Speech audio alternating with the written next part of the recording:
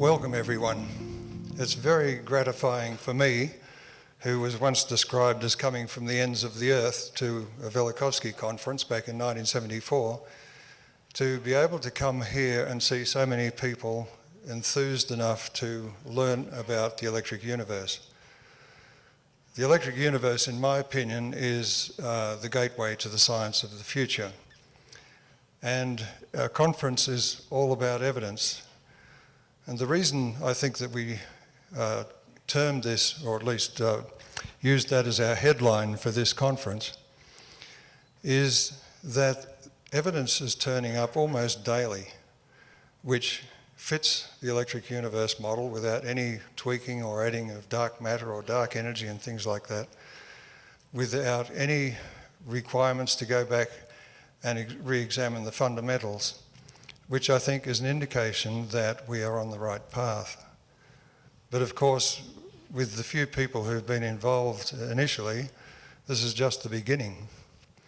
And the way is open for almost anyone here to get involved. And I want to try and make that clear with this opening presentation. I was asked before I left home in Canberra, Australia, by a friend of mine who was having a look at my slides and critiquing them.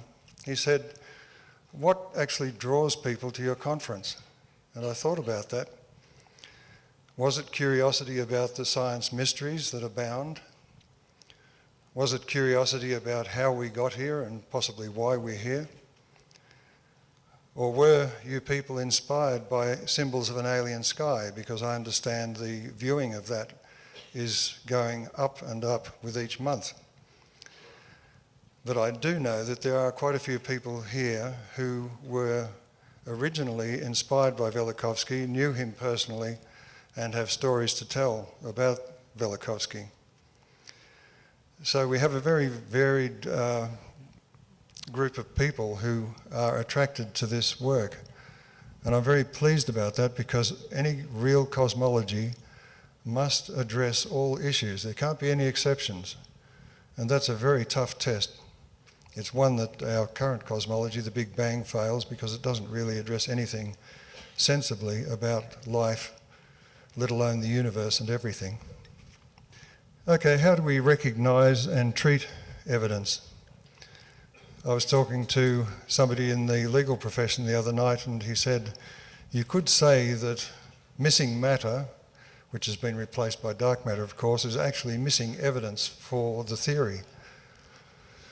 I agreed with him. And when you look at how we accept evidence, quite often it's staring us in the face for centuries, and we cannot actually recognise it as being evidence. With our first DVD that went out with the Thunderbolts book, the tutorial, we had the DVD begin with, first the earth was flat, then it was round. Then we had the earth was at the centre of the universe, then it wasn't. Well, these beliefs lasted for centuries, and in fact there were people who did know the answers, but nobody would listen. Things don't change. We can stare at clear evidence for centuries without recognising it because the meaning is unthinkable. The 20th century was no different. In order to progress, we need to think the unthinkable. And this gets back to why I was interested in the work that David Talbot was doing. Velikovsky showed me that you could actually forensically examine the evidence from myths and legends and make some sense out of them, which required a scientific explanation. And I was interested in the science. And I was prepared to think the unthinkable. This is actually the second 20th anniversary of my meetings with Dave Talbot. The first one was at the 1974 McMaster Conference, where we shared a table at the final banquet. I think that's when Velikovsky referred to me as coming from the ends of the universe, or the ends of the earth. The second time was in 1994, when I was invited by David to come over to Portland for his first international conference. And when I saw his work, both he and I thought that this must catch on like wildfire. well, here we are 20 years later, and we think we may have actually lit the fire. We both learned how to think the unthinkable from Immanuel Velikovsky's Worlds in Collision, where planets came close and exchanged cataclysmic thunderbolts. Dr. Velikovsky's challenge to experts, of course, was too much. They took refuge behind their hallowed man-made laws, which they believed made such things impossible. Wider reading on my part convinced me that evidence favoured Velikovsky, which meant studying science with a great deal of scepticism. Science fails at the smallest and the largest scales. At the subatomic, at the quantum level, all we have is a recipe book without any understanding of why those recipes work. And in the realm of gravity, Einstein described what gravity does, but in a way which is totally meaningless. So, of course, the quest is on by scientists to try and get a quantum theory of gravity. Well, I would say they're starting off, they're sure to fail, because neither quantum theory nor gravity theory, in terms of general relativity, makes any sense whatsoever. So there is no sound foundation for modern cosmology. I'm actually amused by the fact that the Cosmos program with Carl Sagan has been resurrected. That went to air in 1980. All it does for me is show that nothing has changed since 1980. The electric universe pulls together all strands of evidence to arrive at the fundamental electrical nature of the universe. The picture is gloriously simple, while it produces all of the wonderful complexity of the observed universe and the complexity of the observers. All matter is subtly connected by a single force, the electric force.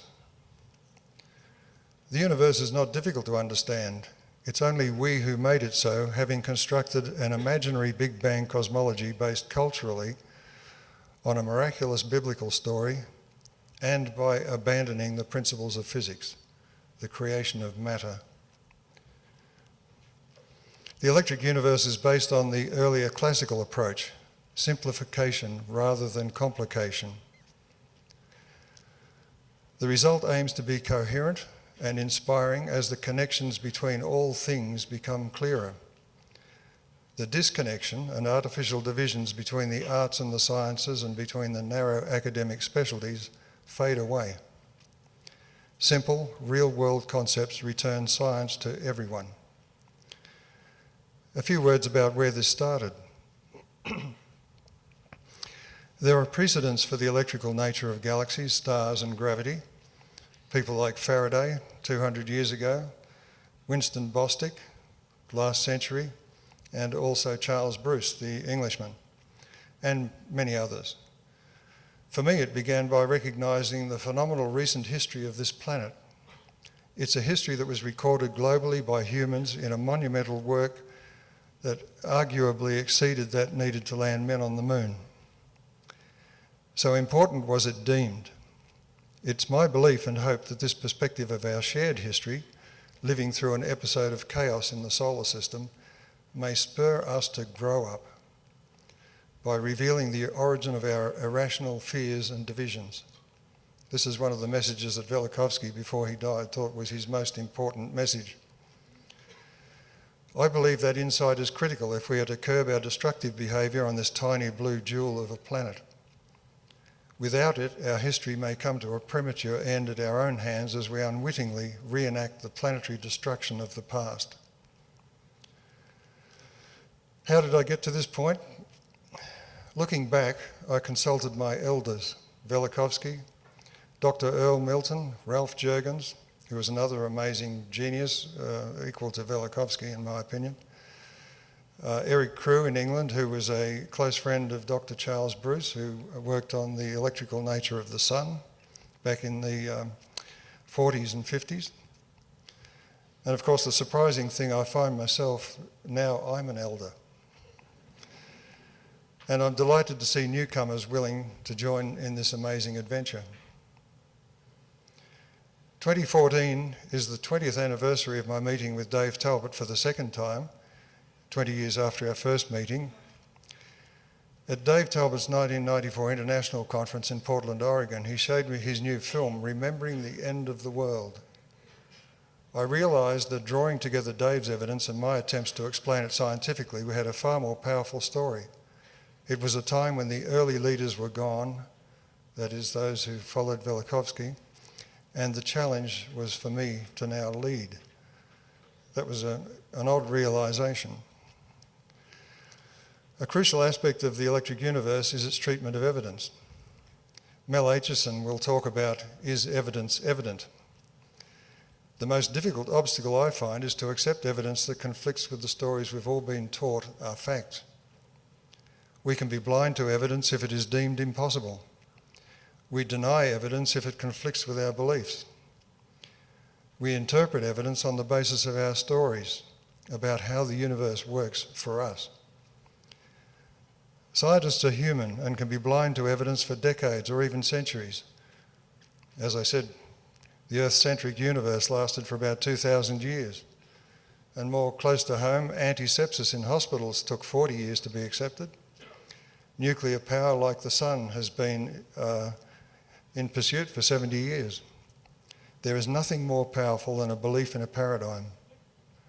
Students would do well to keep this perspective in mind instead of falling into the trap that at this moment we see everything clearly. A theory of everything is within our grasp. Students should be challenged to understand that today's truths will become tomorrow's curiosities. In a sense, most academics have never left school. In school, the rewards come to those who can best repeat the stories they are taught, and there is evidence that critical skills are not correlated with exam scores. Those early stories are powerfully imprinted and often seem impossible to erase. Scientific progress can be delayed for centuries by clinging to the myths and legends of science. We give too much power to experts who, by their specialised training, cannot see the full picture. C.P. Snow wrote, "Persons educated with the greatest intensity we know can no longer communicate with each other on the plane of their major intellectual concern. This is serious for our creative, intellectual, and above all, our normal life. It is leading us to interpret the past wrongly, to misjudge the present, and to deny our hopes of the future. The electric universe overcomes this problem by using simple concepts and language related to everyday experience and trusted engineering principles. It returns science to the inquisitive individual, the garage tinkerer, the artist, and the philosopher. As this conference shows, it already attracts such people, and this new paradigm will spread more easily the more people who know about it, as Rupert Sheldrake has proven.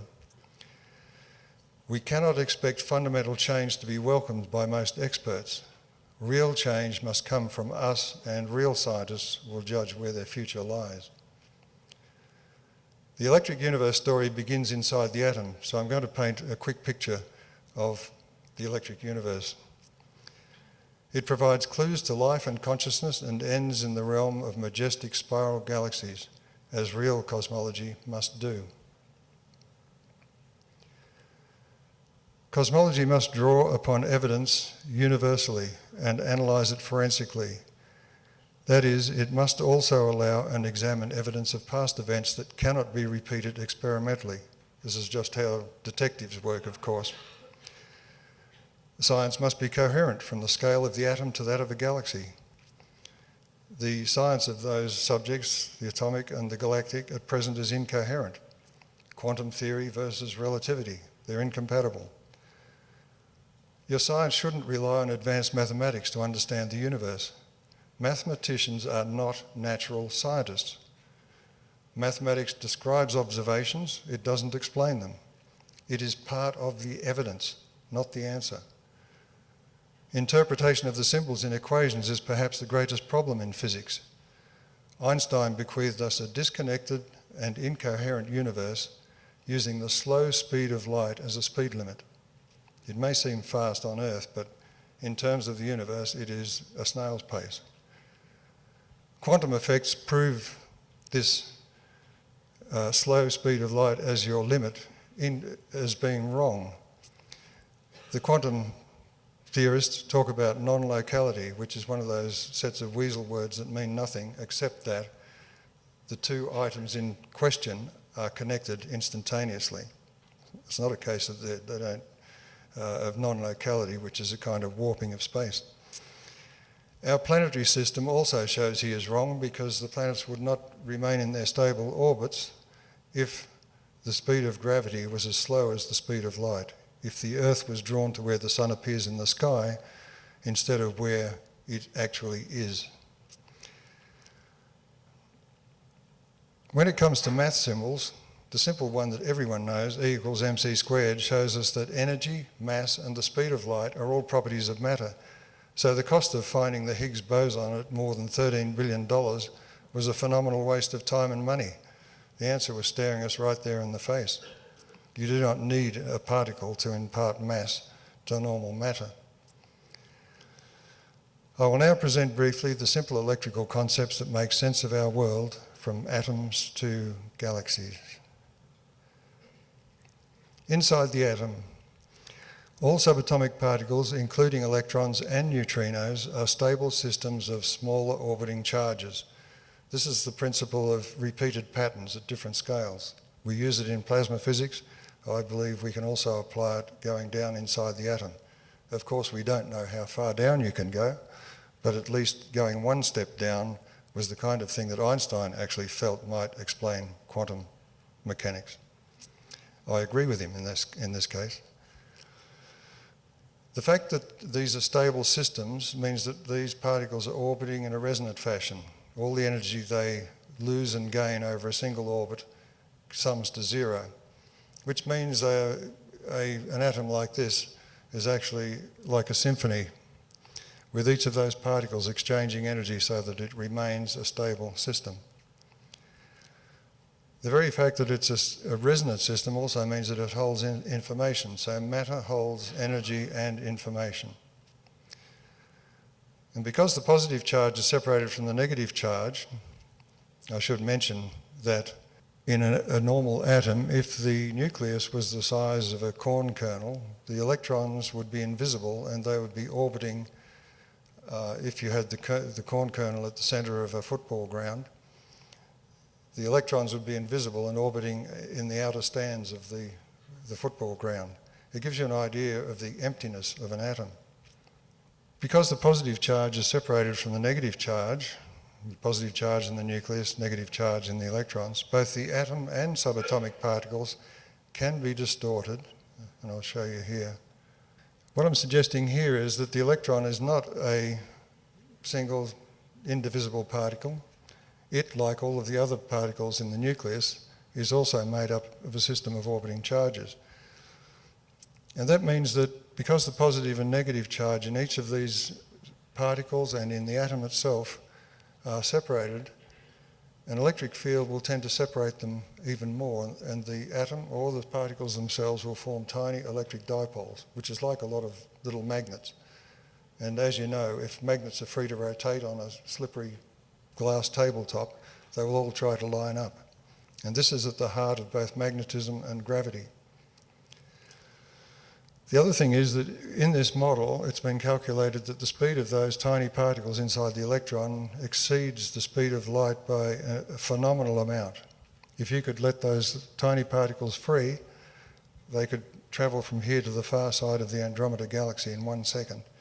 Now, the electric force to maintain these particles as stable must be faster than that. This gives you an idea of the instantaneous nature of the connection in the electric universe. So the electric force manifests both as gravity and also the interatomic force and also as magnetism. When you think about it, if you hold two lumps of matter, each one knows that the other one is there because Newton's law says there's a gravitational attraction between them. They know each other's presence. This is information. Information can travel faster than the speed of light. So all forces are electrical. It's a huge simplification which was predicted by Faraday more than 200 years ago, but we still haven't followed his clue, and there are a number of other notable scientists who've also come to the same conclusion, but that has been ignored, unfortunately. Molecules. Atoms can be drawn into resonant electrical configurations with other atoms, so here you have an extra level of resonance. The result is the wonderful complexity of the natural world that we experience. The electric universe model accepts the evidence that there is a near instantaneous electrical connection between all matter in the local universe, and like gravity, the connection cannot be shielded or detuned. So here we get into the biological realm. This is information that travels around the body instantaneously. So like molecules within the body know what other like molecules are up to at any instant. It's the kind of interaction that you require to explain how we can function, because there are trillions of reactions going on in the body in any instant. How do you keep control of all this? How do you maintain coherence? The answer is that you must have this resonant connection. It has other implications as well. It is the symphony of molecular resonances or harmonies that is the basis of life and consciousness, I would submit. This fundamental concept is missing in biochemistry and biology. It provides the missing piece of the puzzle associated with energetic healing, homeopathy, and Rupert Sheldrake's research on morphic resonance in embryo development. Paranormal research becomes normal research because here you have a mechanism that can explain it. Clearly, chemical interference with symptoms by the use of drugs can be seen to be a naive, simplistic approach to medicine. There are several other things which could benefit from this understanding. Material science could get a huge boost by understanding quantum behaviour for the first time. Right now they use quantum theory but without any real understanding of what's going on underneath. But possibly more urgent is the need for clean energy. And here, low energy nuclear reactions using a resonant catalyst, rather like you do in chemistry, but maybe in a plasma, will be the distributed energy source in future, I predict. The French scientist, Professor Louis Kervran, proved the concept biologically. In other words, biological systems are capable of using nuclear energy. Now this is something which the nuclear physicists would choke on, I'm afraid, but it's very easy to show. It's very easy to demonstrate. You can do it in a high school experiment. Eugene Malov wrote about Kervran. He said his pre-1970 works are very disturbing, producing the disorientation that accompanies a possible deep paradigm shift in science. I would say that the electric universe has that effect on those misguided theorists who believe we are within a grasp of a theory of everything that can be printed on a t-shirt. Now we come to planets. As I said, gravity, the attraction between separated electrically inert matter, is perhaps the simplest form of connection between two bodies. Gravity as an electrical force is instantaneous. Newton's law has no time variable. Time doesn't appear in the equation. If gravity were not instantaneous on the scale of the solar system, there would be no solar system. The planets would be slung out in short order. It's like pulling a weight around your head on a piece of string. The pull is ahead of where the sun appears, which would tend to toss the planets out. So, in a neutral atom, the negatively charged electrons are orbiting some distance from the 2,000 to 4,000 times heavier nucleus. And on the right there, I've drawn the atoms as those white football shapes. And gravity is pulling those heavy nuclei downwards, which means that each of the atoms forms a tiny electric dipole. Now, as far as I'm aware, geologists have never considered this as a possibility, nor have astronomers. What it means is that all celestial bodies will exhibit an electric field, and that includes comets and asteroids and moons and everything.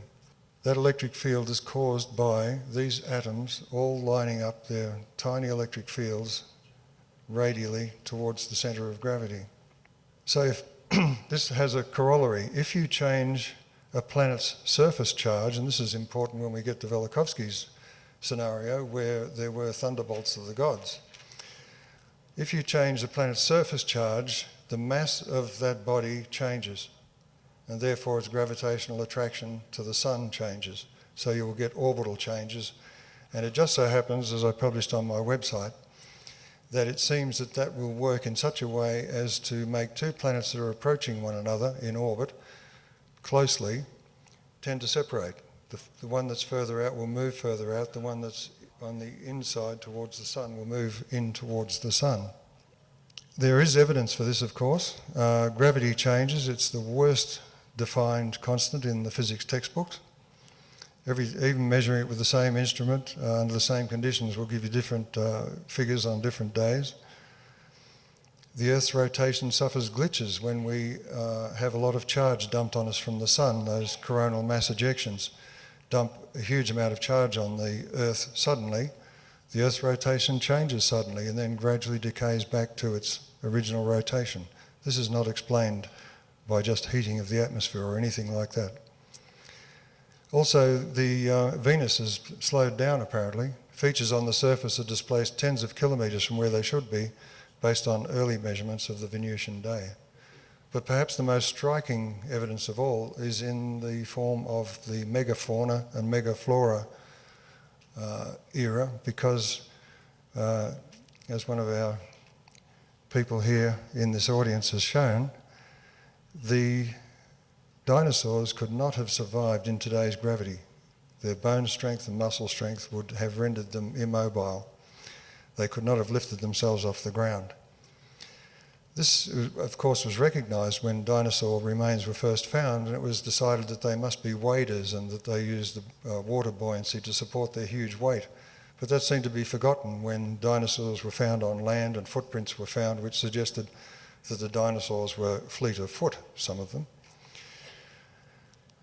So I think that both the restabilisation of the solar system after one of these Velikovskian catastrophic scenarios can be explained by this electrical model of gravity, and also the wiping out of the dinosaurs can be recognised as perhaps also being caused by a sudden increase in the gravity of the Earth when it switched locations, and I'll talk about that on Saturday. One thing that I should make clear is that all theories of the formation of the solar system do not work. Stephen Brush, in A History of Modern Planetary Physics, wrote, "Attempts to find a plausible naturalistic explanation of the origin of the solar system began about 350 years ago, but have not yet been quantitatively successful, making this one of the oldest unsolved problems in modern science." I will be talking on Saturday about the formation and the recent history of the Earth. And I just wanted to make this note here that it's been discovered that virtually all red dwarfs, which make up at least 3/4 of the stars in the universe, have planets orbiting them. And I will be suggesting that the astronomers have got things right for once, because astronomers now think that red dwarfs are the cradle of life. This slide talks about star birth, and this is very important. What you've got here traced by the researchers are the maps of star formation in a molecular cloud. And I would suggest that it looks just like cloud-to-cloud lightning, including all of those jagged kind of tributaries. The researchers were astonished. They said the filaments are huge, stretching for tens of light years. But regardless of the length or density of a filament, the width is always roughly the same, and this is typical of a lightning bolt. So stars are formed in galactic lightning bolts, and after the lightning subsides, you have the stellar seeds, and gravity takes over, and all of the bodies that are formed along that string are then free to join up and form multiple star systems or planetary systems around a nearby star. And this could explain why so many exoplanets have been found orbiting very closely their star. It doesn't fit any model of our solar system. I must talk then about, since we're talking about stars, our own sun. None of the features on the sun should be there, and this is what Ralph Jurgens said: if it is a controlled hydrogen bomb releasing energy at its surface. Magnetic fields are in evidence everywhere at all scales on and above the sun, stretching past the planets to the boundary with interstellar space. Nowhere is it acknowledged that magnetic fields in space cannot exist without electric currents to sustain them, and electric currents flow in circuits. Alfvén pointed this out, and he drew the circuit of the sun. Instead, scientists propose mysterious dynamos which are always hidden inside stars and planets where they can't be verified. theory hasn't been able to match observations. So, what's the latest evidence? A team of scientists has created what they call a magnetic resonance image of the sun's interior plasma motions, shedding light on how it transfers heat from its deep interior to the surface. The result upends our understanding of how heat is transported outwards by the sun and challenges existing explanations of the formation of sunspots and magnetic field generation. This is from the researchers. This is crucial evidence that the century-old standard model is wrong. But it seems as if disconfirming evidence is put in the drawer for explanation at some time in the future. 2 paragraphs later we read, the sun's heat generated by nuclear fusion in its core is transported to the surface by convection in the outer third. Well, they've just more or less proved that that's wrong. However, our understanding of this process is largely theoretical. That's their admission. That's as far as they will go. The sun is opaque, so convection cannot be directly observed. But assumptions have become facts. The disconfirming evidence about how the sun works is ignored because an alternative is unthinkable, given the weight of authority behind it. So theorists continue to publish using the standard solar model and applying it in extremely complicated and unverifiable ways to other stars. But the most damning evidence against the thermonuclear core are the cool, dark sunspots. Their fine structure and odd behaviour have defied all attempts to explain them. And the very fact that the spots are dark instead of brilliant white suggests that energy is not trying to escape from inside the sun. It's cool and dark down there. If we don't know how our own star works, then we have nothing about the countless other stars in the universe. Astrophysics is still stuck in the gaslight and buggy, horse and buggy era. We are long overdue for fresh ideas to make sense of the evidence and solve this most important case. Come to galaxies. This is the extreme end of the scale here. This is M31, the Andromeda Galaxy. It's a barred spiral, like the Milky Way, approximately 2.5 million light years from Earth in the Andromeda constellation. The Andromeda Galaxy is the nearest spiral galaxy to our Milky Way galaxy. If we could see it all, it would subtend about 12 times the size of the Moon or the Sun. The spiral arms of M31 are outlined by a series of ionised hydrogen regions that Walter Baade described as resembling beads on a string. Where have we heard that before? Of course, astronomers say M31 is expected to collide with us in 3.75 billion years. There'll be nobody around to confirm that. Eventually merging to form a giant elliptical galaxy, but this is based on its blue shift relative to our Milky Way.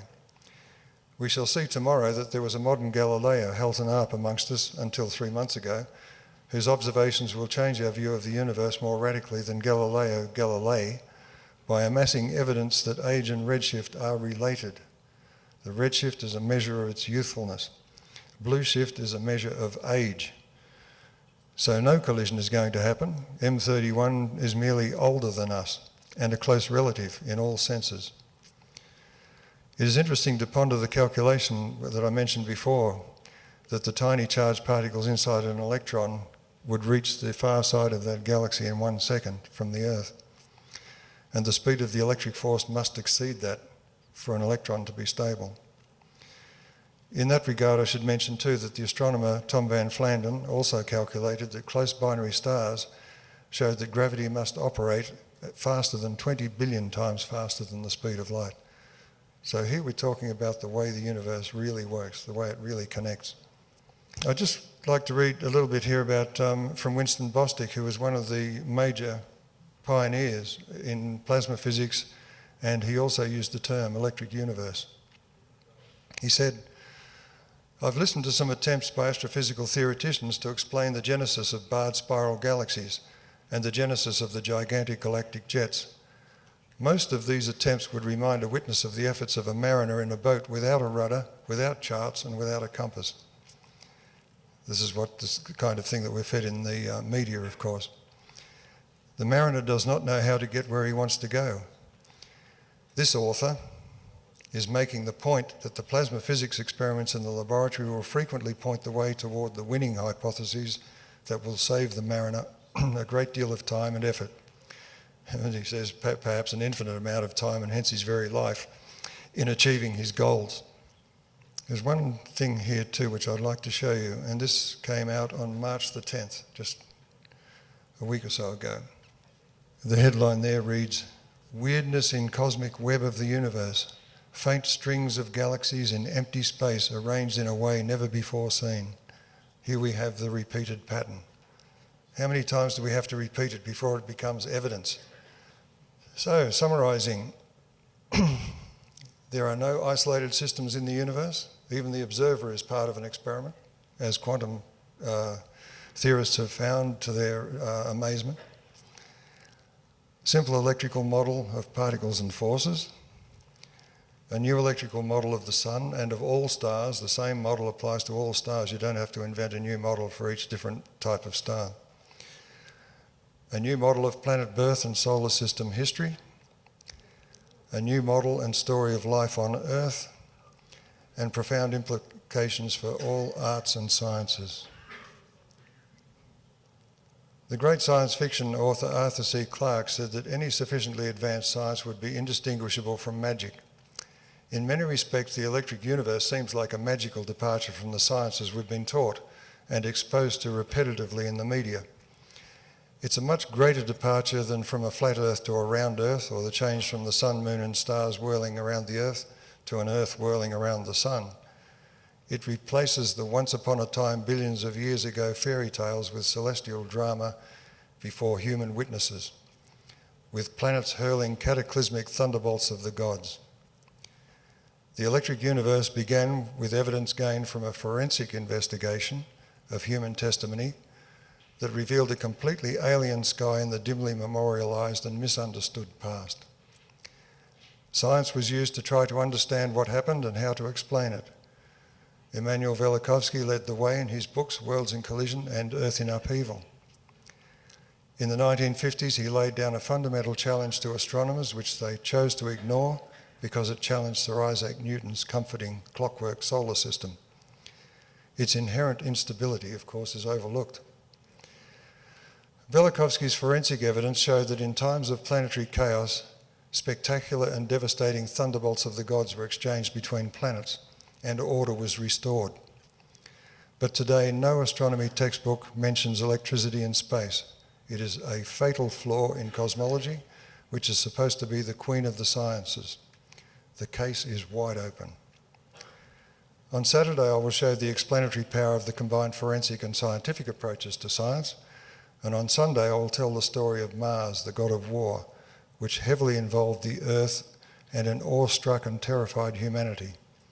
It's a story that is more enthralling than the best science fiction because, like detectives solving a complex case, the truth makes satisfying sense of all the evidence. Meanwhile, the evidence all points to an electric universe. Thank you.